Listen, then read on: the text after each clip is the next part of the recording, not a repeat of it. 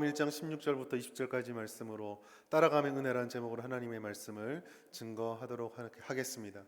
지난번까지 저는 마가복음 1장 1절부터 15절까지 말씀을 강론하면서 하나님의 아들이신 예수 그리스도께서 하나님 나라의 복음, 회개의 복음을 전파하심으로 승리의 복음이 이미 이 땅에 도래하였다라고 말씀을 증거하였습니다. 죄와 절망에 빠진 인류에게 있어서 하나님의 복음, 예수 그리스도의 오심은 유일한 소망이었고, 또 우리를 속박하고 억압하고 있었던 죄의 권세를 향해서 승리를 선언하는 승전가였습니다. 1장 1절부터 15절까지 말씀만을 보면 우리는 하나님께서 예수 그리스도를 통해 왕의 호령을 이 땅에 보내셨다라고 볼 수가 있습니다. 신이신 아버지의 아들이신 하나님이신 아들께서 이 땅에 오셨는데 더 이상 무엇이 필요하겠습니까? 우리가 그 1장 1절부터 15절까지 말씀만 놓고 보자면 나머지 마가복음의 기록은 선언한 승리를 취하시는 왕의 개선 행진처럼 보여지고 또 그렇게 기대할 수 있을 것입니다. 그러나 오늘 그 이후에서 오늘 본문에 등장하는 1장 16절부터 20절까지 말씀을 보시면 왕의 호령, 왕의 복음의 선포와는 다른 모습들, 우리가 예측하고 기대했던 것과는 전혀 다른 모습들이 그려지고 있습니다. 오늘 본문의 말씀을 처음 시작에 예수님께서 갈릴리 해변을 지나신다라고 말씀을 하고 있습니다. 이스라엘의 지리와 이스라엘 문화를 아시는 분이라고 한다면 이 갈릴리라는 지명을 듣는 순간부터 예수님의 이 행보가 의아할 수밖에 없습니다. 왜냐하면 갈릴리 지역의 특성 때문에 그렇습니다. 예수님께서는 갈릴리에 있는 그 지역 중심의 부근에 있는 가버나움을 중심으로 사역을 전개하셨습니다. 그런데 이 지역 갈릴리는 예수님께서 왕의 아들로 오셔서 승리의 복음을 전하신 것과는 사뭇 다른 분위기를 가지고 있는 곳입니다. 쉽게 말해 왕권이나 권능을 증거하는 땅으로는 부적합한 곳이었다라는 것입니다. 갈릴리는 이스라엘의 북단에 위치해 있습니다. 북쪽 산악 지역에 위치해 있었고 과거로부터 좌우 삼면으로 이방인들의 영향을 많이 받았던 곳이었습니다. 심지어 우리가 흔히 말하는 말라기와 복음서 사이 400년 사이에 끼어 있는 암흑시대 때, 특별히 마카비 시대 때 이 지역은 이방인들에게 지배력이 넘어가기도 하였습니다. 나중에 유대인들에 의해서 다시 이 땅의 지배력을 빼앗아 오긴 하였지만 이미 구약에 우리가 알고 있던 것처럼 아수르와 바벨론에 의해서 사마리아가 빼앗겼을 때 그 사마리아가 혐오와 경멸의 대상이 되었던 것과 마찬가지로 이 갈릴리를 바라보는 유대인들의 시선도 그렇게 좋지만은 못했습니다. 당연히 사람들이 원하지 않는 땅이었고 사람들이 좋아하지 않는 땅이었기 때문에 그곳에서는 별로 선한 것을 기대하지도 않았던 곳이었습니다. 이런 상황들을 고려할 때 예수님이 진정한 왕으로서 복음을 선포하셨고 그 복음의 능력을 극대화시키기 위해서 선택을 한다면 갈릴리를 선택하는 것은 어리석은 것이었습니다. 오히려 세례 요한처럼 특별한 모습을 보여주기 위해서 광야로 가시든지 아니면 모든 사람들이 모여서 마치 사람이 태어나면 자식이 태어나면 서울로 보내라는 것처럼 예루살렘으로 가서 그곳에서 그분의 가르침과 능력을 드러내는 것이 훨씬 더 지혜로웠을 것입니다. 그러나 지금 예수님께서는 그 놀라운 복음의 메시지를 전한 다음에 이렇게 사람들이 주목하지 않은 땅 갈릴리로 와 있었습니다. 왜 갈릴리로 왔을까? 오늘 본문의 말씀을 통해서 우리가 알 수 있는 것은 단 한 가지 사실밖에 없습니다. 그곳에서 불러야 할 사람이 있었기 때문입니다. 우리는 이 예수님의 부르심을 중심으로 해서 오늘 말씀을 살펴보려고 합니다. 먼저 예수님께서 부르시는 그 부르심의 주권적인 성격을 오늘 성경은 우리들에게 말씀해 주고 있습니다. 우리가 읽었던 1장 16절부터 20절까지 말씀은 단순한 사건을 기록하고 있습니다. 갈릴리의 해변을 거니시던 예수님께서 첫 번째로는 시몬과 안드레를, 두 번째는 야고보와 요한을 불렀다라는 사실입니다. 그 부르심에 따라서 이 어부들은 그물을 버려두고 아버지를 버려두고 배를 버려두고 품꾼을 버려두고 예수님을 따라 나섰습니다. 사건 자체로 보면은 그렇게 크게 묵상하고 찾을 것이 없을 것처럼 보이지만 이 속에는 자세히 살펴보면 단순하지 않은 메시지가 담겨져 있습니다. 먼저 예수님께서 제자들을 불렀다는 이 장면을 주목해 볼 필요가 있습니다. 왜냐하면 이스라엘의 문화와 일반적인 상식으로 보았을 때에 예수님이 제자를 부르는 장면은 굉장히 이질적이고 특이한 장면입니다.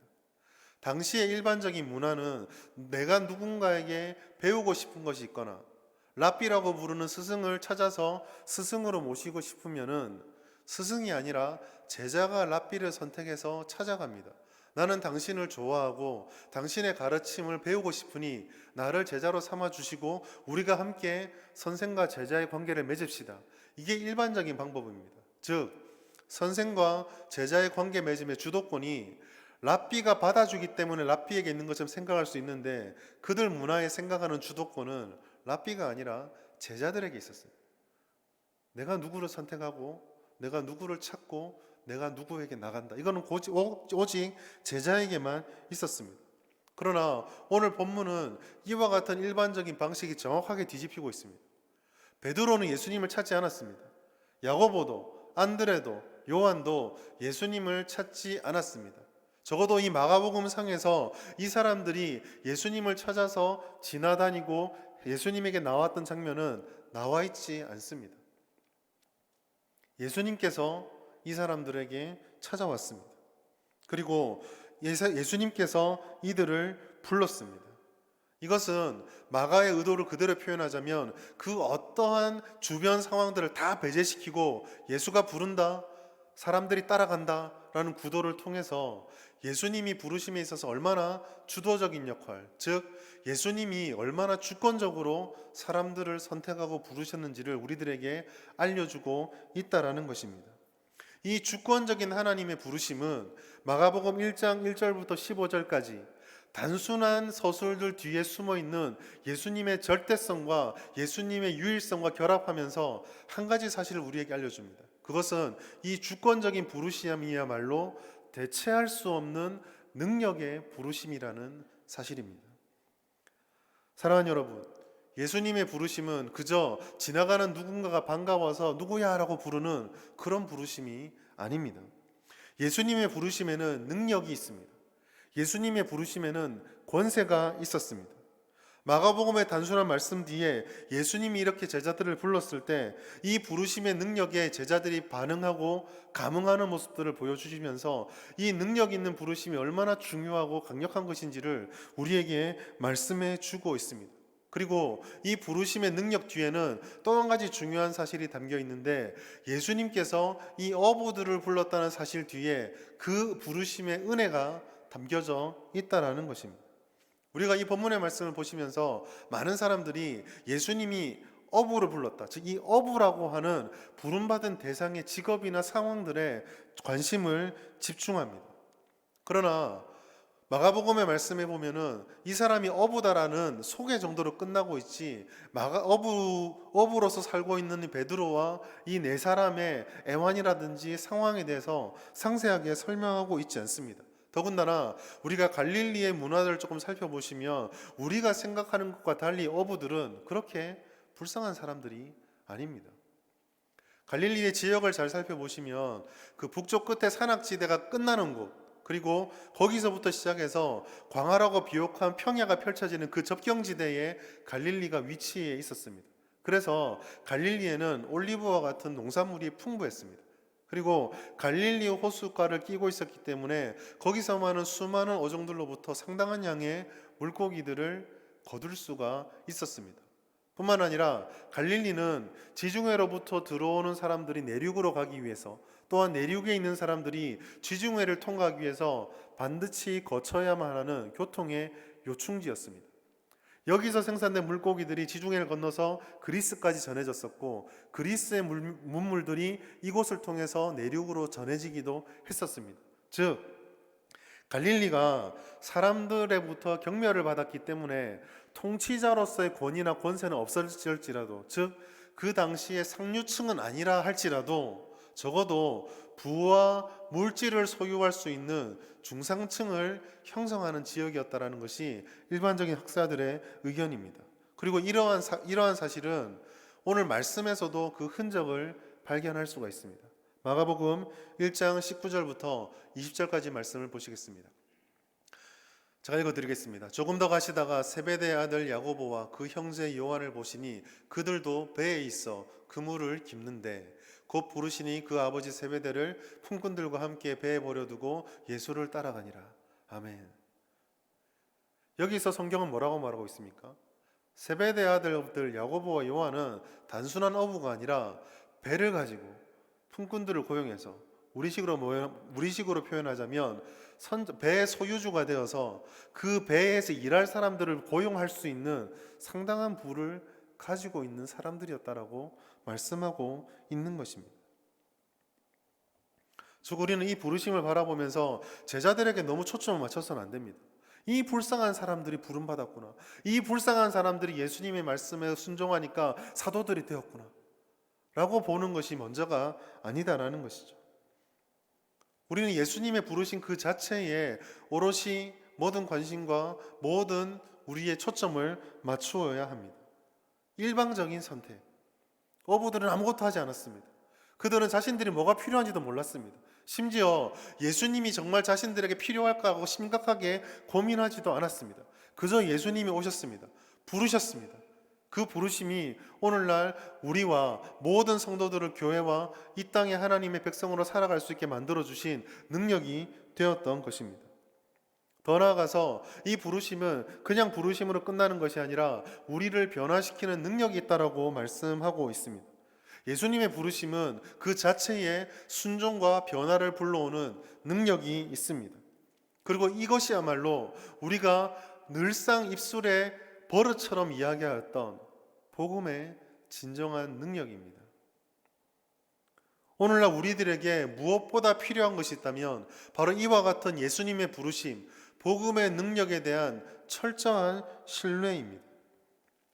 예수님께서 부르셨습니다. 복음이신 예수님께서, 이 땅에 오신 산 복음이신 예수님께서 제자들을 불렀습니다. 아무 관심이 없었던 제자들이었는데 이 제자들이 어제까지만 해도 어떻게 하면 물고기를 더 잡을까 혈안이 돼서 그물을 던지고 그물을 손질하고 배를 띄우고 품꾼을 고용하는 사람이었는데 예수님의 말씀에 얼마나 큰 능력이 있으면, 복음에 얼마나 큰 결단과 변화의 능력이 있으면 그 말씀을 듣자마자 이 제자들이 그 모든 것을 버려두고 예수님을 좇기 시작했습니다. 그 사이에는 어떤 것도 끼어들지 못했습니다. 충격적이게도 세베대라고 하는 아버지까지 있었으나 그 변화를 막지 못했습니다. 사랑하는 여러분, 복음이 선포되는 곳, 예수님의 부르심이 가감없이 증거되는 곳이야말로 진정한 변화와 결단과 순종이 일어납니다. 복음을 들으면 삶이 변합니다. 복음의 부르심을 받으면 관점이 변하고 생각이 변합니다.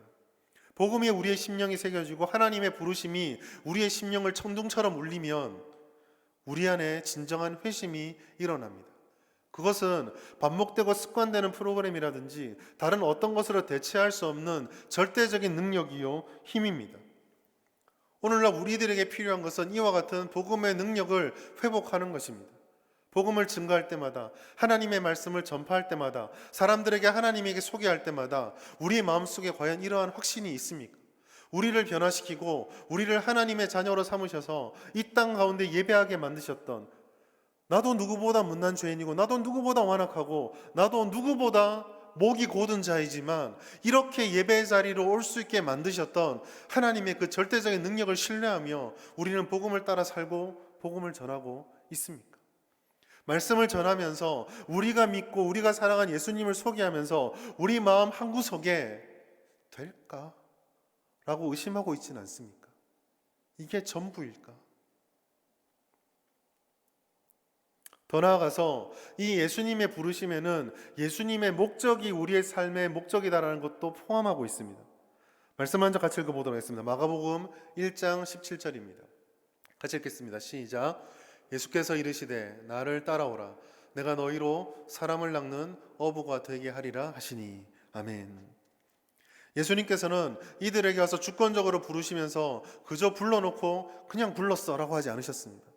예수님께서는 이 제자들을 부르시면서 사람을 낚는 어부가 되게 하겠다라고 그 목적을 분명히 밝히셨습니다. 우리는 이것을 우리들의 성도들의 교회의 선교적인 사명이다라고 이야기를 합니다. 물론 저도 이것이 맞다라고 생각합니다. 성도와 교회의 존재 본질은 사람을 살리고 사람을 고쳐서 우리가 받은 생명을 전해주어서 하나님의 자녀로 만드는 것입니다. 그러나 이 사명을 생각할 때에 단순하게 그것을 하나의 어떤 임무처럼 우리 가슴에 새기는 것으로 부족합니다. 우리는 왜 이 선교적 사명이 우리의 사명이 될 수밖에 없는지를 진지하게 물어봐야 됩니다. 왜 우리는 생명을 살려야 합니까? 왜 우리는 예수를 믿지 못하는 사람들을 그리스도인이 되게 하여야만 합니까? 왜 우리는 이 어둠이 관영한 세상 속에 빛으로 들어가서 썩어가는 세상 속에 소금의 맛으로 들어가서 그들을 변화시킬 사명을 감당해야 하는 것입니까? 그것은 하나님의 뜻이 사람 낚는 어부이기 때문입니다. 여기서 방점은 사람을 낚는 어부가 되어야 된다가 아니라 이것이 하나님께서 목적하신 바다라는 하나님의 목적에 있다라는 것입니다. 이게 왜 중요할까요? 하나님의 목적에 방점을 찍으면 단순하게 우리가 사람을 낚는 어부가 되어야 한다라는 결과가 아니라 그 결과를 추구함에 있어서 방법과 인내와 과정과 길조차도 모두 하나님의 뜻에 맞추어야 한다라는 것을 알 수 있게 되기 때문입니다. 흔히 말해 뭐로 가도 솔로 가면 되고 어떻게든지 사람을 교회에 앉히고 예수님 믿는다 고백만 하면 된다가 아니라 그 방법과 과정과 모든 것에 있어서 하나님이 가라는 곳, 하나님이 하라는 방법, 하나님이 원하는 그러한 식으로 우리의 모든 사명을 감당해야 된다는 것을 의미하게 되는 것이죠. 결국 이것은 사람을 낚는 어부가 된다는 것을 훨씬 넘어서 우리의 모든 삶의 영역이 하나님의 뜻을 이루는 것에 초점이 맞추어져야 한다는 것을 의미합니다. 조금 유치하게 말하자면 우리는 왜 밥을 먹습니까? 하나님의 뜻을 이루기 위해서입니다. 우리는 왜 사람을 만납니까?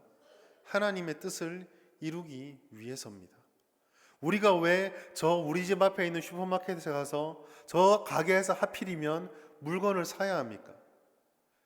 그 관계 속에서 하나님이 원하시는 그 뜻을 이루기 위해서라는 것이죠. 이것은 우리 삶의 모든 영역에서 그렇게 되는 것입니다. 사랑하는 성도 여러분, 지금 이 시간에 예배를 드리는 우리 모두는 하나님의 부르심을 받아서 그리스도인이 되었습니다. 우리가 잘나서도 아니고 우리가 똑똑해서도 아니고 우리가 결단해서도 아니라 하나님이 불러주셨고 그 부르심이 너무나 강력하고 그 복음에 너무나 큰 변화와 결단의 능력이 있기에 우리도 모르게 우리는 성령의 깨달음 속에 그리스도인이 되었습니다. 그럼 우리들에게 이제 한 가지 남은 것이 있다면 하나님의 뜻을 따라 우리의 삶의 모든 곳에서 그 부르심에 합당한 능력을 드러내는 것입니다. 그렇다면 이 하나님의 부르심에 합당한 능력을 드러내는 것은 어떻게 해야 하는 것일까요? 오늘 본문의 말씀 속에서는 예수님의 부르심에 응답하는 제자들 이 네 사람을 통해서 흔히 우리가 말하는 주님의 부르심에 응답한 자, 곧 제자도에 대해서 말씀을 하고 있습니다. 첫 번째로 이 제자들은 버렸습니다. 마가복음 1장 18절과 20절 말씀을 연속해서 보도록 하겠습니다. 18절 말씀 같이 읽겠습니다. 시작. 곧 그물을 버려두고 따르니라. 20절을 제가 읽어서 드리겠습니다. 곧 부르시니 그 아버지 세베대를 품꾼들과 함께 배에 버려두고 예수를 따라가니라. 사랑하는 성도 여러분, 제자도에 대해서 다양하고 많은 정의들이 있을지는 모르겠지만 적어도 이 마가복음에서 제자가 되기 위해서 첫 번째 해야 되는 중요한 제자도의 덕목은 버리는 것입니다. 그러나 이 버림이라고 하는 것은 우리가 가지고 있는 모든 것들을 다 버리고 영으로 만들어야 된다. 무슨 속세를 초탈한 사람처럼 머리 깎고 옷 이상하게 입고 산에 들어가야 된다. 이런 것을 말하는 것은 아닙니다. 아버지를 버리고 제자들이 떠났다는 이유 하나만으로 우리도 예수 잘 믿으려면 남편도 자식도 아버지도 다 버려야 된다, 이렇게 말하는 게 아니다라는 것이죠. 오히려 성경은 우리들에게 그리스도인이라고 한다면 부모를 제대로 공경해야 될 것을 분명히 말씀해 주고 있습니다. 그것도 오늘 이 본문이 속해 있는 마가복음에서 그 이야기를 하고 있습니다. 마가복음 7장 11절부터 13절까지 말씀입니다. 제가 읽어드리겠습니다. 너희는 이르되 사람이 아버지에게나 어머니에게나 말하기를 내가 드려 유익하게 할 것이 고르반 곧 하나님께 드림이 되었다고 하기만 하면 그만이라 하고 자기 아버지나 어머니에게 다시 아무것도 하여 드리기를 허락하지 아니하여 너희가 전한 전통으로 하나님의 말씀을 폐하며 또 이 같은 일을 많이 행하느니라 하시고. 아멘. 무슨 의미입니까?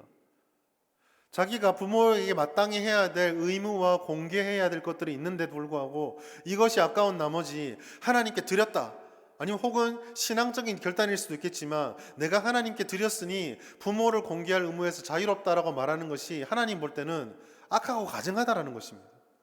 부모를 그런 식으로 팽개치는 것이 결코 하나님이 원하시는 것이 아니다라고 말씀하고 있는 것이죠. 자, 그렇다면 세베대 아들은 아버지를 버리고 예수님을 따랐습니다. 그런데 동일한 말씀 속에 아버지에 대한 부모에 대한 의무를 행하지 않은 것은 잘못이라고 말합니다. 이 두 말씀은 충돌하는 것일까요? 우리는 이 말씀을 조화시킬 수 있는 힌트를 바울이 기록하였던 에베소서 말씀을 통해서 발견할 수 있습니다. 에베소서 4장 22절부터 24절까지 말씀 우리 같이 읽어보겠습니다. 시작. 너희는 유혹의 욕심을 따라 썩어져가는 구습을 따르는 옛사람을 벗어버리고 오직 너희의 심령이 새롭게 되어 하나님을 따라 의와 진리의 거룩함으로 지으심을 받은 새 사람을 입으라. 아멘. 표면적으로는 우리가 구원받음으로 인해서 죄의 권세, 즉 구습에 놓인 옛사람을 벗어버리는 것이 벗어버리고 이제 하나님의 의와 진리의 거룩함으로 나아가는 새 사람을 입는 것이 우리에게 필요하다는 말씀으로 보입니다. 그러나 이것을 오늘 우리가 읽었던 이 아버지를 어떻게 하고 부모에 대한 의무를 어떻게 할 것인가로 가져오면 버림이라고 하는 것은 모든 것을 다 내팽개치고 아무것도 가지지 않는 것이 아니라는 것을 깨닫게 됩니다. 어떤 의미일까요? 버린다라고 하는 것은 일반적으로 예수를 믿기 전에 우리가 가지고 있었던 질서, 삶의 우선순위, 가치관들을 하나님의 중심에 두고 모든 것을 재편하는 것입니다. 부모님이 너무너무 소중하고 귀하고 또 내가 가지고 있는 물질도 필요하고 직장도 우리에게 중요합니다. 그러나 그 이전까지 직장을 위해, 부모님을 위해, 물질을 위해 살았다고 한다면 이제는 하나님을 위하여 직장이 필요하고 하나님을 따르면서 물질을 사용하고 하나님을 더 잘 알고 하나님의 뜻을 순종하기 위하여 그 하나님의 뜻을 따라 부모를 더욱더 공경하는 이 역전, 순서의 역전이 하나님 중심으로 일어난다는 의미입니다. 그런 의미에서 우리는 이전까지 우리가 가지고 있었던 모든 손에 쥐고 있는 질서들과 가치관들을 버려야만 합니다. 우리의 생각들, 우리의 경험들을 버리지 않고는 제자가 될 수 없는 것이죠. 두 번째로 버리는 것을 넘어서 따라감이 있어야 합니다. 이 따라감이라고 하는 것은 단순하게 아는 것이 아닙니다. 사랑하는 성도 여러분, 예수님께서 제자들을 부를 때 야, 내가 진짜 말씀을 잘하니까 나와 같이 말씀 공부하자 라고 제자들을 부르지 않으셨습니다. 처음 설교를 시작하면서 말씀드렸던 랍비를 찾아가는 제자들은 그에게부터 사상과 지혜를 배우는 것을 목표로 합니다. 그러나 예수님께서는 배우러 오라 하신 것이 아니라 따르라라고 하셨습니다. 이것은 단순하게 한 부분만을 쫓아가는 것이 아니라 모든 것을 버려두고 삶 자체를 예수님에게 던지는 것입니다. 그것은 함께 삶을 공유하고 생각을 공유하고 모든 것을 다 드리는 전적인 순종의 부르심입니다. 예수를 따른다라는 거, 제자가 된다라고 하는 것은 지식이 풍성해지는 것이 전부가 아닙니다. 우리의 경험과 경륜이 쌓여서 교회에서 일어나는 모든 일들에 신앙적인 모든 경험으로 인해서 그 경험들이 쌓이는 것이 신앙생활의 전부가 아니다라는 것입니다. 예수님을 따른다고 하는 것은 일부나 부분만 변하고 부분만 드려지는 것이 아니라 우리의 모든 것이 예수님 앞에 던져져야만 합니다. 그렇기 때문에 어쩌면 이 예수님을 따른다라는 제자도는 필연적으로 편안함과 안락함을 누리고자 하는 사람의 욕망과 정면으로 충돌합니다. 성경을 살펴보시면 진정한 제자들은 오히려 편안함과 안락함보다는 그 이전에 누렸던 모든 것들이 다 파괴되어 버리는 대변혁과 혁신을 보여줍니다. 제자들은 평생 던졌던 그물을 버렸습니다. 자기가 생계 수단으로 삼았던 배도 버렸습니다. 심지어 자신만 바라보고 있던 품꾼들도 버리고 아버지도 내려놓았습니다. 그들 가운데 그들 삶을 둘러싸고 있었던 모든 것들이, 생업의 전부를 이루었던 모든 것들이, 그들의 존재를 결정지어줬던 모든 것들이 재배치가 된 것입니다. 이처럼 제자가 되고 따른다라고 하는 것은 그저 우리의 부분만을 드리고 한번 시간과 마음의 여유가 있으면 한번 즐겨볼까? 라는 식으로 달려갈 수 없는 것입니다. 생명이신 예수님께서, 우리를 구원하시기 위해서 예수님께서, 그 능력 많으신 하나님께서 일부만을 주거나 매매대 맞거나 고통받는 것은 끝난 것이 아니라 죽으셨습니다. 우리를 위해서 예수님께서 생명을 거셨다면 그분을 따르기 위해서 당연히 우리도 우리의 존재 자체를 다 걸어야만 합니다. 고난과 역경, 감당할 수 없는 가시밭길이, 수많은 난관들이 우리 앞에 펼쳐져 있습니다. 우리는 이 모든 것들을 어떻게 하면 다 슬기롭고 지혜롭고 상처를 덜 받고 피할 수 있을까를 고민합니다. 개인의 영역에서건 공적인 영역에서건 우리는 그것을 고민하고 있습니다. 그러나 그런 수많은 답을 찾는 행위들 뒤에 정말 중요한 것이 빠져 있지는 않습니까? 그 모든 상황 속에서 우리가 바라고, 우리가 원하고, 우리가 얻기를 원하는 그 종착점을 찾아가는 과정 속에서 하나님께서 과연 무엇을 원하시는가? 하나님께서 우리를 불러주셨던 제자라고 한다면 이 어려운 시대를 살아가는 우리들이 정말로 찾아야 되는 답은 무엇일까를 묻지 못하고 있지는 않습니까? 예수를 믿는 것이 놀라운 복과 은혜를 약속받았지만, 생명을 얻는 구원을 선물 받았지만, 그만큼 희생과 자기 변화와 내려놓음과 순종이 필요하다는 사실을 외면하고 있지는 않습니까? 마가복음은 AD 65년부터 70년경에 기록되었다라고 많이 추정들을 하고 있습니다. 이 시기는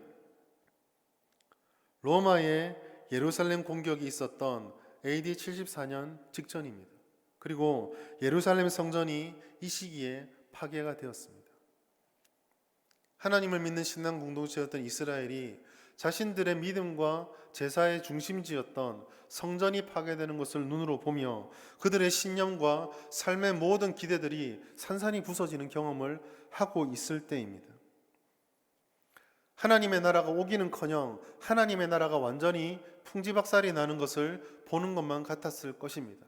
그런 그들을 향해서 하나님께서는 마가를 통해서 우리의 모든 것을 드리는 제자도, 실패하지 않은 능력의 부르심과 우리의 모든 것을 던지며 그 절망 가운데를 살아낼 강력한 믿음의 영성이 우리에게 필요하다라고 오늘 우리들에게 도전을 하고 있는 것입니다.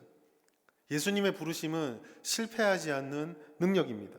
주님의 뜻을 따라가는 제자는 이 능력을 의지하며 좋은 곳을 가든 나쁜 곳을 가든 걸어가며 인내하며 싸워가는 사람들이 되는 것이죠. 주님의 뜻을 이루기 위해서 때로는 우리는 정말 피하고 싶고 회피하고 싶은 어려움들도 감당해 내야만 합니다. 그것이 바로 제자도의 핵심입니다. 말씀을 맺도록 하겠습니다. 오늘 설교의 제목을 저는 따라감의 은혜라고 잡았습니다. 왜 따라감이 은혜일까요? 마태복음 16장 18절 말씀 우리 한 목소리로 같이 읽도록 하겠습니다. 마태복음 16장 18절입니다. 제가 읽어드리겠습니다. 또 내가 내게 이르노니 너는 베드로라. 내가 이 반석 위에 내 교회를 세우리니 음부의 권세가 이기지 못하리라. 주님의 부르심을 때문에 우리가 믿고 신뢰했던 것들을 다 버린다 할지라도, 그 따라감이 가시밭길과 고통스러운 길을 간다 할지라도 이 따라감이 고난과 고행이 아니라 은혜가 되는 이유는 음부의 권세가 우리를 이기지 못하기 때문입니다. 그 어떤 고난과 질병과 역경이 찾아온다 할지라도, 코로나가 아니라 코로나 할애비가 온다 할지라도 그 어떤 것도 우리를 사랑하시고 부르시는 그 능력의 권세에서부터 결단코 우리를 넘어뜨리지 못합니다. 하나님께서는 지금도 우리를 부르고 계십니다. 하나님께서는 지금도 살아계셔서 우리들에게 한량없는 능력과 은혜로 함께하고 계십니다. 우리가 이 능력의 하나님을 섬기면서 그 능력을 온전히 발휘하지 못하는 이유는 하나님의 능력이 없기 때문이 아닙니다. 교회가 제자를 삼지 못하는 이유, 교회가 제자를 길러내지 못하는 이유는 하나님의 능력이 끊어졌기 때문이 아니라 우리가 먼저 제자가 되지 못하기 때문입니다. 우리가 먼저 제자가 되고 그리고 제자를 삼는 것이 순서입니다. 오늘 우리를 향한 주님의 부르심을 다시 한번 깨닫게 되시길 바랍니다. 그리고 그 부르심 앞에 나아가 우리의 모든 것을 버리고 전적으로 따르기를 결단합시다. 교회의 위기는 숫자가 주는 것도 아니요, 코로나도 아니고 급변하는 세상과 교회를 향한 공격, 그 적대감도 아닙니다. 이 부르심과 그 능력과 은혜를 잃어버리는 것이야말로 복음의 진정한 절대적인 확신을 잃어버리는 것이야말로 위기입니다. 그 부르심을 따라갈 때 우리는 마태복음 16장 18절에 말씀하신 것처럼 모든 음부의 권세가 이기지 못하는 하나님의 성취하시는 능력을 비로소 경험하게 될 것입니다. 주님의 약속이니 결코 실패하지 않습니다. 오늘 이 약속을 온전히 누리며 다시 한번 복음의 온전한 능력 가운데 바로 설 수 있는 저와 우리 모든 성도님 될 수 있기를 주님의 이름으로 축복합니다.